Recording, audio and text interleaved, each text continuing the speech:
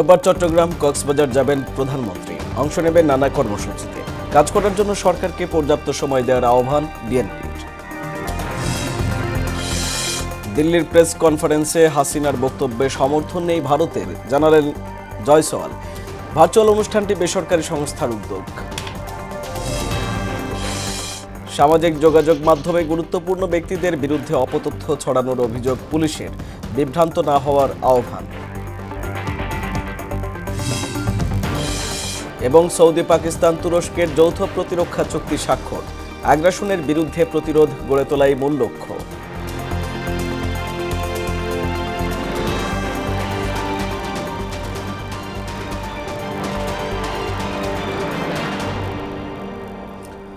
আসসালামু আলাইকুম, স্বাগত মোহনা সংবাদে। এতক্ষণ শুনছিলেন শিরোনাম, পুরো সংবাদের সঙ্গে আছি আমি আরিফুল ইসলাম। প্রধানমন্ত্রীর দায়িত্ব গ্রহণের পর রোববার প্রথমবার চট্টগ্রাম কক্সবাজার সফরে আসছেন তারেক রহমান। প্রধানমন্ত্রী কক্সবাজারের মহেশখালী উপজেলার মাতারবাড়ি থেকে বাঁশখালী উপজেলায় যাবেন। সেখান থেকে ফটিকছড়ি ও হাটহাজারীতে অনুষ্ঠান শেষে সন্ধ্যায় নগরীতে দলীয় নেতাকর্মীদের সঙ্গে সাংগঠনিক সভায় অংশ নেবেন। প্রধানমন্ত্রীর কার্যালয় থেকে ইতিমধ্যে এই সফরসূচি চূড়ান্ত করা হয়েছে। সে অনুযায়ী সার্বিক প্রস্তুতিও জোরদার করেছে প্রশাসন।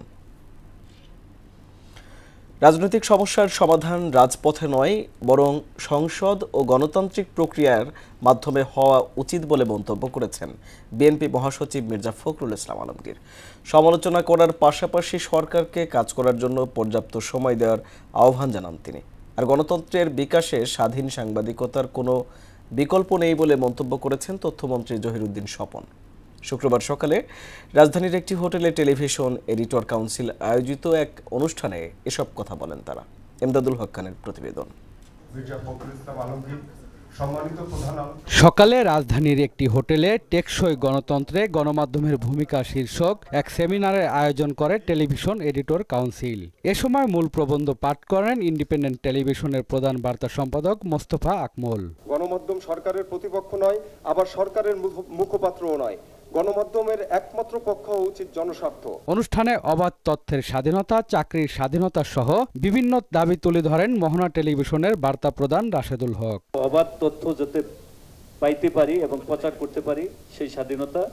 আরেকটা হলো আমাদের কর্মের স্বাধীনতা। সাংবাদিকতা পেশাকে বিশেষ মর্যাদা ও সুরক্ষা দেওয়ার প্রয়োজনীয়তার কথা তুলে ধরে তথ্যমন্ত্রী বলেন, মিডিয়া খাতকে নিয়ন্ত্রণ নয়, কার্যকর নিয়ন্ত্রণ কাঠামোর আওতায় আনতে হবে।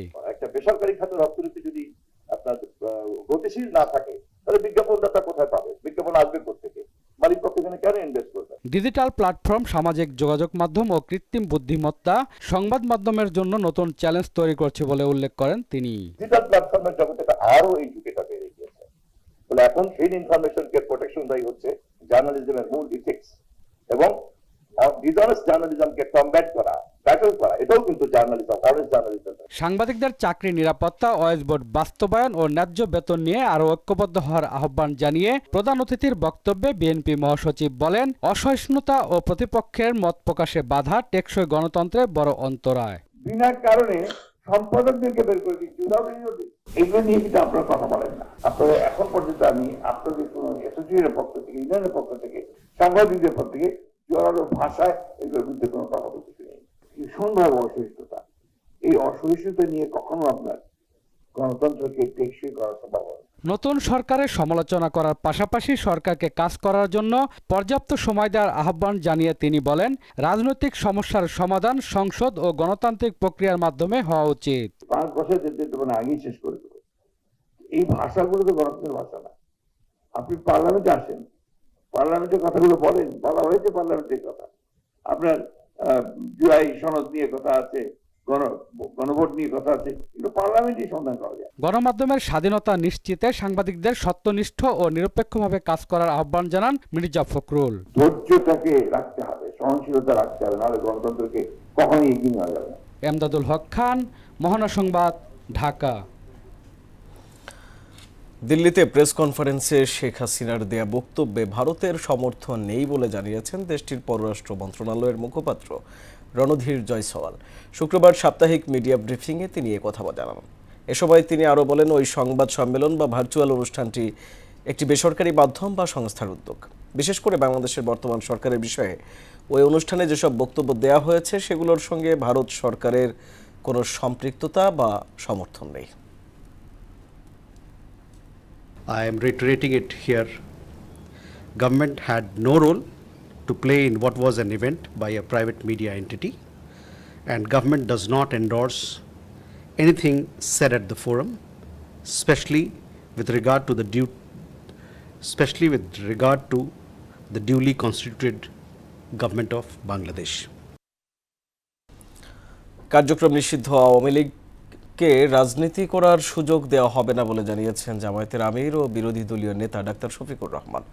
শুক্রবার বাগেরহাট সার্কিট হাউসে সাংবাদিকদের সঙ্গে মতবিনিময় সভায় তিনি কথা বলেন। জানান, আওয়ামী লীগ দেশে সন্ত্রাসের রাজত্ব কায়েম করেছিল। তার অভিযোগ, দলটি অসংখ্য মানুষকে হত্যা ও গুম করেছে। তবে এসব ঘটনার জন্য আওয়ামী লীগের পক্ষ থেকে এখনও কোনো অনুশোচনা দেখা যায়নি। দলটির নেতারা সীমান্তের ওপারে অবস্থান করে এখনও উস্কানি দিয়ে যাচ্ছে বলেও অভিযোগ করেন তিনি। এখনো মিডিয়া পুরোপুরি স্বাধীন। আপনারা মাত্র বড় সাক্ষী আমি বলতে যাচ্ছি। সরকারি দলের পারফরমেন্স জনগণ বিবেচনায় নিবে 5 বছর। বিচারের রায় প্রদান করবে, আমরা সেই বিচারে বিশ্বাস। এখন ব্যর্থ না সার্থক এটা সরকারি দল বলুক, আমরা বলবো। জাতীয় নাগরিক পার্টি এনসিপির আহ্বায়ক নাহিদ ইসলাম বলেছেন, কাঠামোগত সংস্কার না হলে বর্তমান সরকারও স্বৈরাচারী হবে। তাদের ভেতর সেই প্রবণতা আছে। তাই দ্রুত জুলাই গণঅভ্যুত্থানের দাবি বাস্তবায়ন না হলে দেশ পরিচালনা করা সম্ভব হবে না। শুক্রবার বিকেলে রাজধানীর মিন্টো রোডে বিরোধী দলীয় নেতা ডাক্তার শফিকুর রহমানের বাসভবনে জুলাই গণঅভ্যুত্থান নিয়ে এক চিত্র প্রদর্শনীতে তিনি এসব কথা বলেন। এই কাঠামো, এই রাজনৈতিক সংস্কৃতি পরিবর্তন হবে না যদি গোড়ায় আমরা পরিবর্তন না করি, মৌলিক পরিবর্তন না করি। এটা কোনো ব্যক্তি প্রধানের, সরকার প্রধানের ব্যক্তিগত ইচ্ছার উপরে নির্ভর করে রাষ্ট্র পরিচালিত হয় না। তো যদি কাঠামোগত সংস্কার না করা হয়, এই সরকারও স্বৈরাচারী হবে এবং তাদের ভিতর সেই প্রবণতা আছে, ইতিহাসেও আমরা দেখেছি। জুলাই জাদুঘর উন্মুক্ত হওয়ার দ্বিতীয় দিন সকালে দেশের বিভিন্ন প্রান্ত থেকে এসে বেশ হতাশ হয়েছেন দর্শনার্থীরা।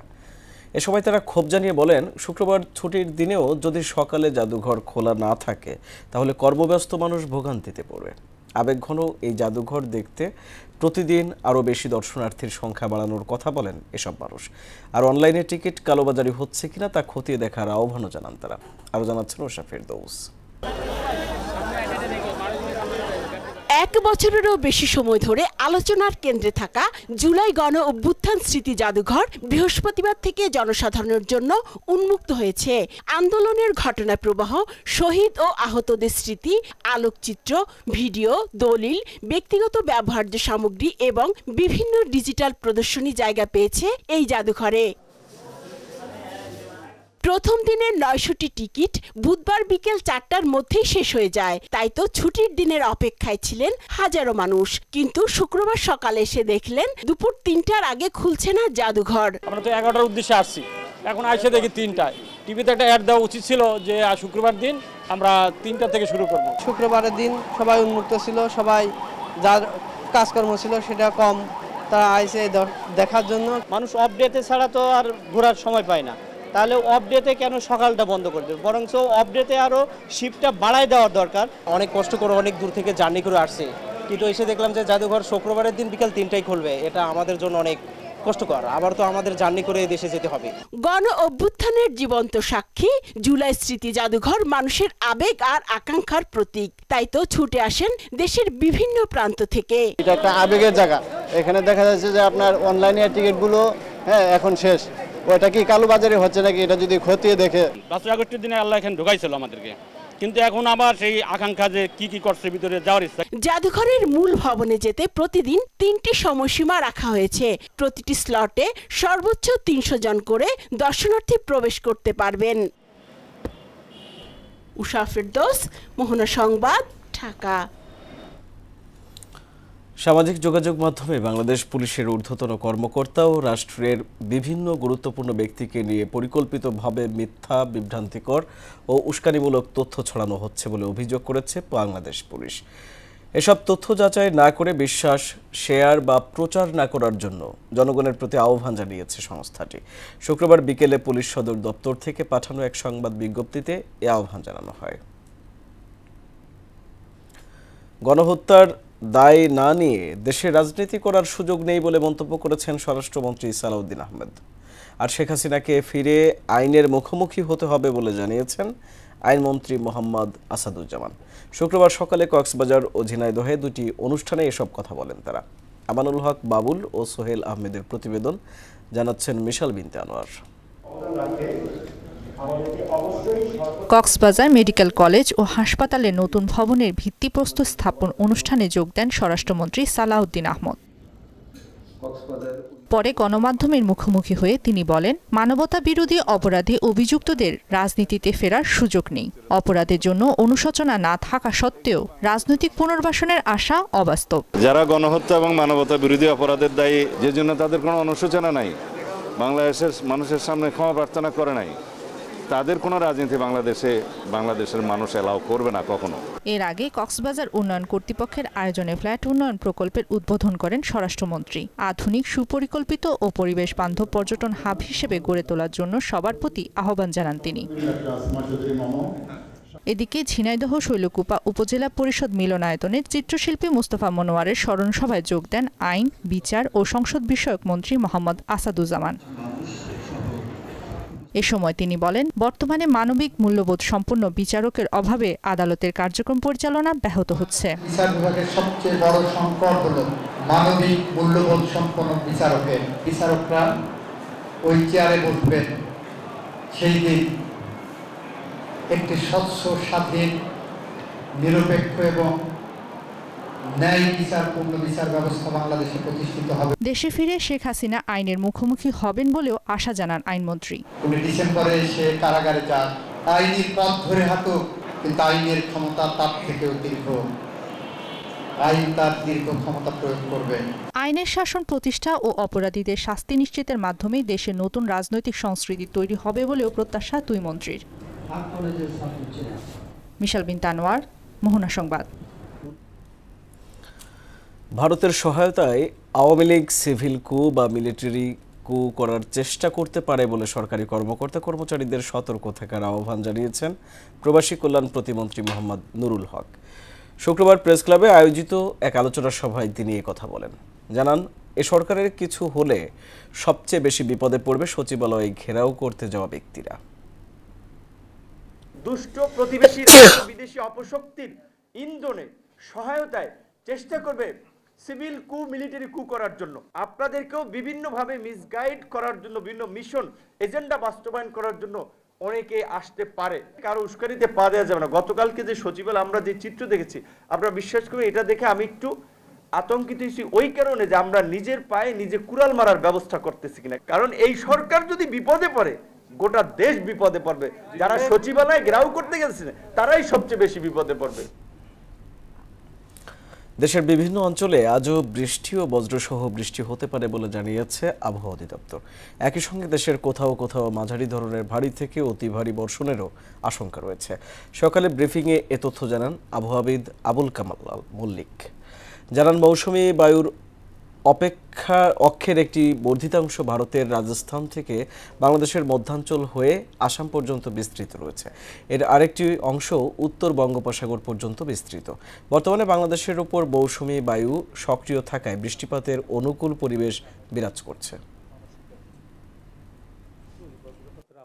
হলো মৌসুমী বায়ুর সক্রিয়তা। বঙ্গোপসাগর থেকে যে বাতাস প্রবাহিত হয় বাংলাদেশের দিকে, দক্ষিণ পূর্ব দিক থেকে বাংলাদেশের অভ্যন্তরভাগ হয়ে যে বরাবর মেঘমালা ধাবিত হয়, সেই বরাবর থেমে থেমে বৃষ্টিপাত অব্যাহত থাকে। তা আবহাওয়া ও জলবায়ুগত দিক থেকে আমরা বর্ষাকাল বলে থাকি জুন, জুলাই, আগস্ট এবং সেপ্টেম্বর মাসকে। এবং এইসব বর্ষাকালের সাধারণ বৈশিষ্ট্যই হলো যে দিনে একবার বা দুইবার বৃষ্টি হয়। বৃষ্টির অজুহাতে রাজধানীর বাজারে আবারও বেড়েছে কাঁচামরিচের দাম। তবে কিছুটা কম চাহিদার শীর্ষে থাকা সবজিগুলো, যদিও তা ক্রেতার ক্রয় সীমার বাইরে। একই অজুহাতে দাম বেড়েছে মাছ, মাংস, ডিম ও মুরগিতে। এমন ঊর্ধ্বমুখী বাজার মূল্য দিশেহারা ক্রেতা সাধারণ। যদিও বিক্রেতাদের দাবি আগামী 2-3 সপ্তাহের মধ্যে স্বস্তি ফিরবে নিত্যপণ্যের বাজারে। বিস্তারিত বিজন কুমারের প্রতিবেদনে। সপ্তাহের ব্যবধানে রাজধানীর বাজারগুলোতে কমতে শুরু করেছে সবজির দাম, তবে স্বস্তি ফিরছে না ক্রেতা মহলে। চাহিদার শীর্ষে থাকা অধিকাংশ সবজি বিক্রি হচ্ছে 60 টাকার উপরে। ফলে নিত্যপণ্যের বাড়তি ব্যয় সামাল দিতে হিমশিম খাচ্ছেন নিম্ন ও মধ্য আয়ের মানুষ। তরকারির দাম অত্যাধিক বেশি, যেটা আমার ক্রয় ক্ষমতার বাইরে। এরকম সবজির দাম অনুযায়ী আমার এই সংসার কিংবা লাইফ চলবে না। মানুষ এরকম সবজির দাম হলে যে বসা কামাইয়া তাতে করে মানুষের দিন যাবে না ভাই, খুব কষ্ট হবে। সপ্তাহের ব্যবধানে নগরীর বাজারগুলোতে কাঁচামরিচ ছাড়া প্রকারভেদে সবজির দাম কমেছে কেজিতে 10 থেকে 30 টাকা। বর্তমানে প্রতি কেজি পটল 60, বেগুন 140, কচুমুখী 80, ঢেঁড়স 80, করল্লা 120, বরবটি 80, শসা 60 টাকায় বিক্রি হচ্ছে। আর কাঁচামরিচ কেজিতে 40 টাকা বেড়ে বিক্রি হচ্ছে প্রতি কেজি 240 টাকায়। বর্তমানে মনে করেন বাজার কম, নিয়ন্ত্রণের ভিতরে আইছে। যেটা ছিল 140 সেটা এই সপ্তাহে 90, 180। সবজির দাম কমলেও সপ্তাহের ব্যবধানে চড়া মুরগি ও ডিমের বাজার। সোনালী মুরগি 20 থেকে 30 টাকা বেড়ে 320 থেকে 340 এবং ব্রয়লার 20 টাকা বেড়ে 190 থেকে 200 টাকায় বিক্রি হচ্ছে। পাশাপাশি 10 টাকা বেড়ে প্রতি ডজন মুরগির লাল ডিম 150 এবং সাদা ডিম 140 টাকায় বিক্রি হচ্ছে। মুরগির দাম হচ্ছে একটু বেশি, মুরগির ডিমের দামটাও একটু বেশি। বাজার মনিটরিং কন্ট্রোল করার বিষয় একটা সাবজেক্ট আছে। বৃষ্টি বাজারে গাড়ি ঢুকতে পারে না, গাড়ির সমস্যা, ড্রাইভার সমস্যা, খামারের সমস্যা। প্রতি কেজিতে গত সপ্তাহ থেকে এই সপ্তাহে 10 টাকা 15 টাকা করে কেজিতে বেশি। সুখবর নেই মাছের বাজারেও। আকাশচুম্বী দামে বিক্রি হচ্ছে চাহিদার শীর্ষে থাকা মাছগুলো। 20 টাকা বেড়ে পাঙ্গাস 200, 50 টাকা বেড়ে কাতলা 400, 30 টাকা বেড়ে রুই 380 এবং তেলাপিয়া মাছ 60 টাকা বেড়ে বিক্রি হচ্ছে 280 টাকায়। ক্রেতাদের অভিযোগ, বাজার মনিটরিং এর অভাবে স্বস্তি ফিরছে না নিত্যপণ্যের বাজারে। কিনতে পারলাম না ভাই, 1 কেজি মাছের দাম 350-400 টাকা। কিনতে পারতেছে না, এত দাম মাছের দাম তো একটু বেশি ভাই। আজকে শুক্রবার তো এমনি মনে করেন শতকরা 100-200 বেশি থাকে। প্রতিটি সবজির দাম 30 থেকে 40 টাকার মধ্যে থাকলে স্বস্তি ফিরবে ক্রেতা মহলে, এমন দাবি সকল ক্রেতার। বিজন কুমার, মোহনা সংবাদ, ঢাকা। এবার আন্তর্জাতিক প্রসঙ্গ। পাকিস্তান, সৌদি আরব ও তুরস্ক মক্কা যৌথ প্রতিরক্ষা চুক্তি স্বাক্ষর করেছে। এক দেশে হামলা হলে সবার উপরে বিবেচিত হবে। এই চুক্তির মূল লক্ষ্য আগ্রাসনের বিরুদ্ধে যৌথ প্রতিরোধ গড়ে তোলা।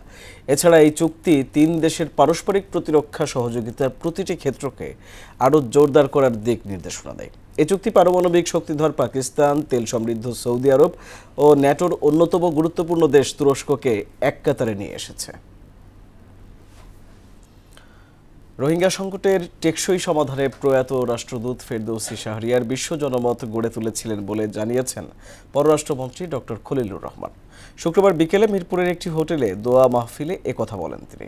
দেশের পররাষ্ট্রনীতিতে তার অবদান ভবিষ্যৎ কূটনীতিকদের জন্য অনুপ্রেরণা হয়ে থাকবে বলে মনে করেন বক্তারা। মনিরুল ইসলামের প্রতিবেদন। গেল 29 জুলাই রাজধানীর একটি হাসপাতালে চিকিৎসাধীন অবস্থায় মৃত্যুবরণ করেন সাবেক রাষ্ট্রদূত ও পররাষ্ট্র মন্ত্রণালয়ের অতিরিক্ত সচিব ফেরদৌসী শাহরিয়ার রিতা। তার অকাল মৃত্যুতে শোক নেমে আসে দেশের গোটা কূটনীতিক মহলে। এ উপলক্ষে তার আত্মার মাগফিরাত কামনায় দোয়া মাহফিলের আয়োজন করা হয়। এতে অংশ নিয়ে স্মৃতিচারণ করেন তার সহকর্মী ও স্বজনেরা। অকাল মৃত্যুতে শুধু যে তার পরিবারের জন্যই একটা ক্ষতি তা নয়, আমাদের মন্ত্রণালয় এবং দেশের জন্য একটা বিরাট ক্ষতি। এ সময় দেশের এই কূটনীতিকের স্মরণে তার নামে পররাষ্ট্র মন্ত্রণালয়ের অডিটোরিয়ামের নামকরণের ঘোষণা দেন পররাষ্ট্রমন্ত্রী। তুলে ধরেন তার কূটনৈতিক অবদান। রোহিঙ্গা বিষয়টি আন্তর্জাতিক এজেন্ডা থেকে হারিয়ে যাচ্ছিল, আমাদের চ্যালেঞ্জ ছিল সেটাকে আবার তুলে আনা। আমরা সমস্যাটিকে আন্তর্জাতিক এজেন্ডার উচ্চ পর্যায়ে নিয়ে আসতে পেরেছি এবং তার পেছনে একটা বড় কৃতিত্ব ছিল ফেরদৌসী। আমাদের তরফ থেকে তার স্মৃতি ধরে রাখার জন্য আমাদের মন্ত্রণালয় সবচেয়ে বড় অডিটোরিয়ামটা তার নামে আমরা নামকরণ করেছি। ব্রাহ্মণবাড়িয়ার নবীনগরে জন্ম নেয়া দেশের চৌকস এই কূটনীতিকের জন্য সবার কাছে দোয়া প্রার্থনা করেন তার বাবা আলহাজ শফিকুল ইসলাম।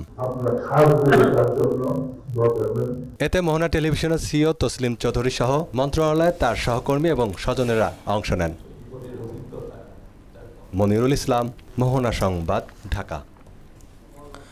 দেশের প্রতিটি জেলায় একটি করে ট্যুরিজম হাব তৈরি করা হবে বলে জানিয়েছেন বেসামরিক বিমান পরিবহন ও পর্যটন মন্ত্রী আফরোজা খান অমৃতা। শুক্রবার বিকেলে নাটোরের উত্তরা গণভবন পরিদর্শনকালে আবাসন ও চিকিৎসা ব্যবস্থা সহ ট্যুরিজম হাব তৈরি করা হবে বলেও জানান মন্ত্রী।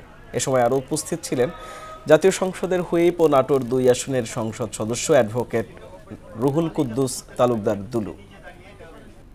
বাংলাদেশের প্রত্যেকটা জায়গায় যেন এরকম করে আমরা একটা ট্যুরিজমের হাব তৈরি করতে পারি, আমরা পর্যায়ক্রমে সেগুলি হাতে ধরবো। আমরা চেষ্টা করব এটাকে যেন টোটালি সবকিছু মিলে একটা হাব তৈরি করা যায়, যাতে লোকজন এসে তার থাকার জায়গাও থাকবে, কোনো অনেক সময় অনেক ক্ষেত্রে বেড়াতে এসে অসুস্থ হয়ে যায়, তার জন্য সেই হসপিটালের সুবিধাটা থাকে, সব কিছু মিলে যাতে মানুষ আর ঢাকামুখী না হতে হয়।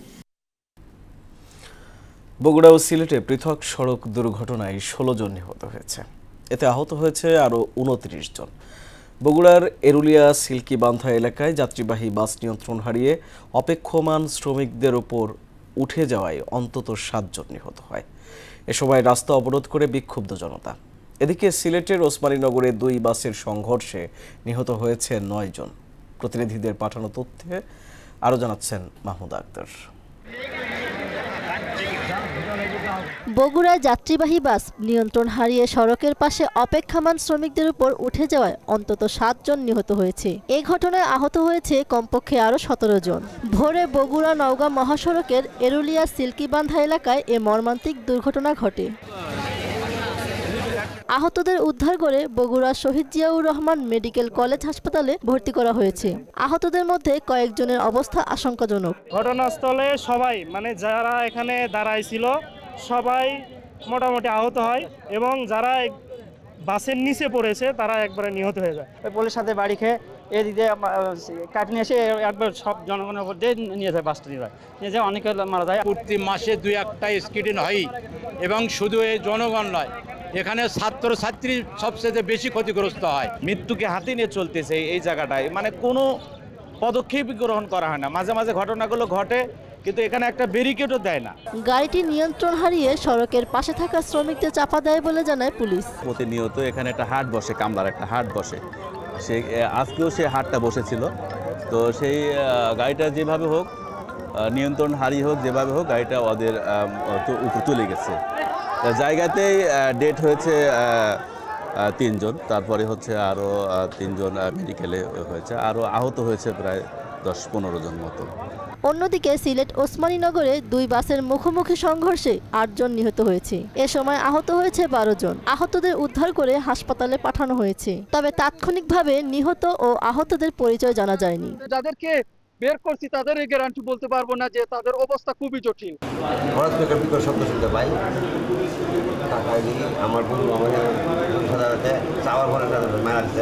আমার যে বন্ধু আমার মারা গেছে। নিহতরা সবাই ইউনিক পরিবহনের যাত্রী বলে জানায় পুলিশ। দুর্ঘটনার কারণ অনুসন্ধানে কাজ করছে সংশ্লিষ্ট কর্তৃপক্ষ। মাহমুদ আক্তার, মোহনা সংবাদ। কয়েক ঘন্টার ব্যবধানে বগুড়ার এরুলিয়ায় প্রাইভেট কারের ধাক্কায় মোটরসাইকেল আরোহী স্বামী স্ত্রী নিহত হয়েছেন। এ সময় আহত হয়েছেন আরও একজন। শুক্রবার বিকেলে এরুলিয়া বিমানবন্দর এলাকায় বগুড়া নওগাঁ আঞ্চলিক সড়কে এ দুর্ঘটনা ঘটে।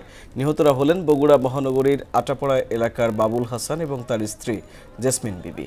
এ ঘটনায় আহত নাতি শহীদ জিয়াউর রহমান মেডিকেল কলেজ হাসপাতালে চিকিৎসাধীন। 999 সংবাদের মাধ্যমে একটা জানলাম যে এরুলে একটি রোড অ্যাক্সিডেন্ট হয়েছে। বিষয়টা তাৎক্ষণিক অফিসার ইনচার্জের নির্দেশক্রমে আমরা ঘটনাস্থলে আসছি। 2 জনকে আমরা আহত অবস্থায় পাইছিলাম, 2 জনকে মেডিকেলে পাঠিয়ে দিয়েছি, জেসমিন এবং জোলকার নাইম নামে, এবং তার স্বামী বাবুল হাসান ঘটনাস্থলে সে ইন্তেকাল করেছে। আবারও দেশের বাইরের খবর। শুক্রবার সকালে থাইল্যান্ডে একটি স্কুলে এক শিক্ষার্থীর বন্দুক হামলায় 7 জন নিহত এবং 15 জন আহত হয়েছে। নিহতদের মধ্যেও স্কুলের এক শিক্ষক এবং হামলাকারী নিজেও আছে। হামলাকারী শিক্ষার্থীর নাম এখনও প্রকাশ্যে আসেনি, তবে স্কুল কর্তৃপক্ষ জানায় সে 9ম গ্রেডে অধ্যয়নরত এবং তার বয়স আনুমানিক 14 বছর। স্কুল ভবনের 3য় তলার একটি ফাঁকা কক্ষ থেকে গুলি ছুঁড়েছিল ওই শিক্ষার্থী। বেশ কয়েক রাউন্ড গুলি ছোড়ার পর সে নিজে আত্মঘাতী হয়। ইরানের সঙ্গে চলমান যুদ্ধ খুব শিগগিরই শেষ হবে বলে মন্তব্য করেছেন মার্কিন প্রেসিডেন্ট ডোনাল্ড ট্রাম্প।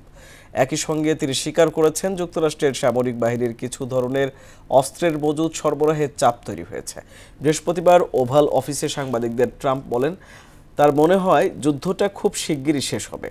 এর আগে মঙ্গলবার রয়টার্সের এক প্রতিবেদনে বলা হয়, ইরানের সঙ্গে 5 মাসের যুদ্ধে যুক্তরাষ্ট্রের সেনাবাহিনী তাদের বৈশ্বিক মজুতে থাকা উচ্চ নির্ভুলতার দূরপাল্লার ক্ষেপণাস্ত্রের বড় একটি অংশ ব্যবহার করে ফেলেছে। খেলার খবর ফুটবল। রিয়াল মাদ্রিদের দীর্ঘদিনের পরিকল্পনা ভেস্তে দিয়ে বার্সেলোনায় যোগ দেওয়ার সবুজ সংকেত দিয়েছেন ম্যানচেস্টার সিটির মিডফিল্ডার রদ্রি। রিয়ালের ধীরগতির দলবদল প্রক্রিয়ায় বিরক্ত রদ্রিকে বার্সা কোচ হান্সি ফ্লিক সরাসরি ফোন করে তার নতুন প্রজেক্টের কথা জানান। ফ্লিকের ফোনেই নাটকীয়ভাবে মোড় ঘোরে এই দলবদলের। বিস্তারিত মশিউর রহমানের রিপোর্টে। দলবদলের বাজারে রিয়াল মাদ্রিদ যখন রদ্রিকে প্রায় নিজেদের ডেরায় টেনে নিয়েছিলেন, ঠিক তখনই হাইজ্যাকের এক অবিশ্বাস্য গল্প লিখল Barcelona. Barca coach Hansi Flick সরাসরি রদ্রিকে ফোন করে জানায়, ক্যাম্প নুয়ের মাঝমাঠের মূল চালিকা শক্তি হিসেবে রদ্রি তার প্রথম পছন্দ। হ্যান্সি ফ্লিকের এই স্পষ্ট রূপরেখা ও নেতৃত্বের আশ্বাস রদ্রির সিদ্ধান্তকে মুহূর্তের মধ্যে বদলে দেয়। বার্সেলোনায় রদ্রির এই দলবদলকে সহজ করতে বড় ভূমিকা পালন করেন জাতীয় দলের সতীর্থ লামিন ইয়ামাল। স্পেনের হয়ে বিশ্বকাপ জয়ী স্কোয়াডের বেশ কয়েকজন সতীর্থ বার্সেলোনায় থাকায় নতুন ক্লাবের সাথে মানিয়ে নেওয়া রদ্রির জন্য বেশ সহজ হবে। অন্যদিকে ম্যান সিটির চাওয়া 80 মিলিয়ন ইউরোর বিপরীতে রিয়ালের কম দামের অনড় অবস্থান এই চুক্তিকে ভেস্তে দিয়েছে। সেই সুযোগে বার্সা ইতোমধ্যে রদ্রির ব্যক্তিগত শর্তাবলীর বিষয়ে পূর্ণ সমঝোতায় পৌঁছেছে। ফ্র্যাঙ্কি ডি ইয়ংয়ের চোটের কারণে বার্সার মাঝমাঠের যে শূন্যতা তৈরি হয়েছিল, ব্যালন ডি'র জয়ী রদ্রি আসার পর তা এক নিমিষেই দূর হতে চলছে। এখন শুধু ম্যান সিটির সাথে বার্সেলোনার ট্রান্সফার ফির চূড়ান্ত আনুষ্ঠানিকতা সম্পন্ন হওয়ার সময়ের ব্যাপার। মশিউর রহমান, মোহনা সংবাদ। এবার ক্রিকেটের খবর। অস্ট্রেলিয়া একাদশের বিপক্ষে 3 দিনের প্রস্তুতি ম্যাচে ব্যাটিং করার সময় বাঁহাতি স্পিনার তাইজুল ইসলাম আঙুলে চোট পেয়েছেন। বোলিং হাতের আঙুলে আঘাত লাগায় সতর্কতাবশত দ্বিতীয় দিনে তিনি মাঠে নামেননি। তার পরিবর্তে মুশফিক হাসানকে বদলি হিসেবে বোলিং করানো হয়। বাংলাদেশ দলের ফিজিও বাইজিদুল ইসলাম জানান, তাইজুলের আঙুলে ব্যান্ডেজ করা হয়েছে এবং তাকে বিশ্রামে রাখা হয়েছে। মূল টেস্ট সিরিজের আগে নাহিদ রানা ও শরীফুল ইসলামের পর তাইজুলের এই চোট বাংলাদেশ শিবিরের উদ্বেগ আরও বাড়িয়ে দিল। জুলাই গণঅভ্যুত্থানের শহীদদের স্মরণ, গুম ও বিচার বহির্ভূত হত্যাকাণ্ডের শিকার ব্যক্তিদের প্রতি শ্রদ্ধা নিবেদন এবং মানবিক মূল্যবোধ, ঐক্য ও গণতান্ত্রিক চেতনার বার্তা সমাজের সর্বস্তরে ছড়িয়ে দেওয়ার লক্ষ্যে মায়ের ডাকের উদ্যোগে অনুষ্ঠিত হয়েছে জুলাই ম্যারাথন 2026। সকালে রাজধানীর নাবিস্কো এলাকা থেকে শুরু হওয়া ম্যারাথনে বিভিন্ন শ্রেণী পেশার শতাধিক মানুষ স্বতঃস্ফূর্তভাবে অংশগ্রহণ করেন। উপস্থিত ছিলেন মায়ের ডাকের সমন্বয়ক ও সংরক্ষিত নারী সংসদ সদস্য ইঞ্জিনিয়ার সানজিদা ইসলাম তুলি। তিনি বলেন, জুলাইয়ের আত্মত্যাগ ও সংগ্রামের ইতিহাস ভবিষ্যৎ প্রজন্মের কাছে পৌঁছে দেয়া এবং মানবাধিকার ন্যায় বিচার প্রতিষ্ঠার প্রত্যয়ে এ ধরনের উদ্যোগ অব্যাহত থাকবে।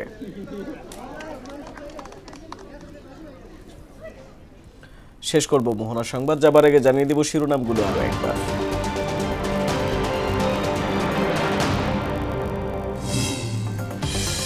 রোববার চট্টগ্রাম কক্সবাজার যাবেন প্রধানমন্ত্রী। অংশ নেবেন নানা কর্মসূচিতে। কাজ করার জন্য সরকারকে পর্যাপ্ত সময় দেওয়ার আহ্বান বিএনপির। দিল্লির প্রেস কনফারেন্সে হাসিনার বক্তব্যে সমর্থন নেই ভারতের, জানালেন জয়সওয়াল। ভার্চুয়াল অনুষ্ঠানটি বেসরকারি সংস্থার উদ্যোগ। সামাজিক যোগাযোগ মাধ্যমে গুরুত্বপূর্ণ ব্যক্তিদের বিরুদ্ধে অপতথ্য ছড়ানোর অভিযোগ পুলিশের, বিভ্রান্ত না হওয়ার আহ্বান। এবং সৌদি পাকিস্তান তুরস্কের যৌথ প্রতিরক্ষা চুক্তি স্বাক্ষর, আগ্রাসনের বিরুদ্ধে প্রতিরোধ গড়ে তোলাই মূল লক্ষ্য।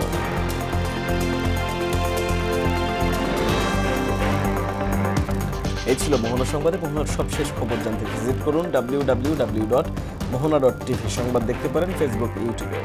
এতক্ষণ সঙ্গে থাকার জন্য ধন্যবাদ সবাইকে।